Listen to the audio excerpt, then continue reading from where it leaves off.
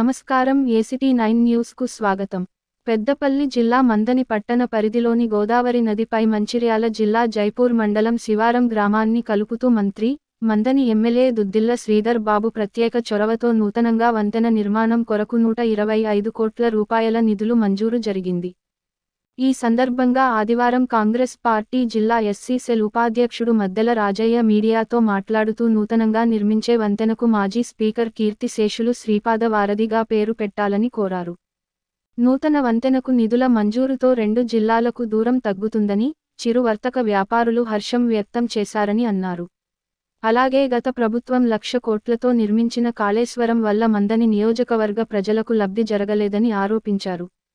చిన్న కాళేశ్వరం ప్రాజెక్ట్ నిర్మాణం పూర్తి చేయడానికి, ఈ ప్రాంత రైతులు, ప్రజల అభివృద్ధి కొరకు మంత్రి దుద్దిళ్ల శ్రీధర్ బాబు శాయశక్తుల కృషి చేస్తున్నారని అన్నారు.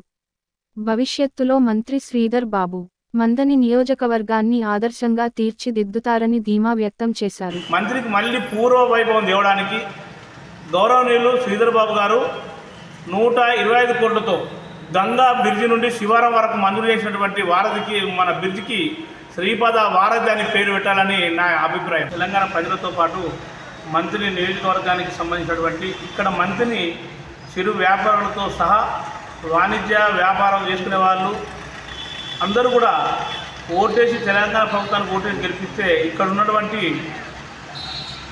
రాజకీయ నాయకులు ఈ మంత్రిని నుండి తాల్చలను వేరు చేయడంతో ఇక్కడ ఉన్నటువంటి రెవెన్యూ వ్యవస్థ కుంటుపడిపోయి ఇక్కడ ఉన్నటువంటి చిరు వ్యాపారులు కూడా తమ షాపులకు కిరాయిలు కట్టలేని పరిస్థితి ఏర్పడ్డది.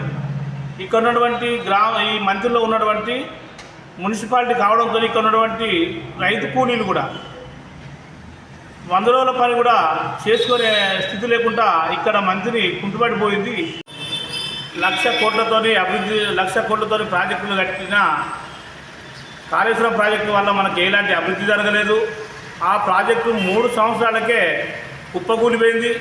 మంత్రి ప్రాంతానికి మళ్ళీ పూర్వ వైభవం తేవడానికి చిన్న కాళేశ్వరం ప్రాజెక్టును శ్రీధర్ బాబు గారు మొదలు పెడతాను పూర్తి చేసి మంత్రి ప్రాంతాన్ని మరి సస్యశ్యామలంగా తీర్చిదిద్దడానికి ఎన్నో ప్రయత్నాలు చేయడమే కాకుండా మంత్రి నియోజకవర్గానికి ఇంకా ఎన్నో రకమైన అభివృద్ధి పనులను తీసుకొచ్చి మన తెలంగాణ రాష్ట్రంలోనే శ్రీధర్ బాబు గారు మంత్రిని ఒక ఆదర్శంగా తీర్చిదిద్దారని నేను కోరుకుంటున్నాను.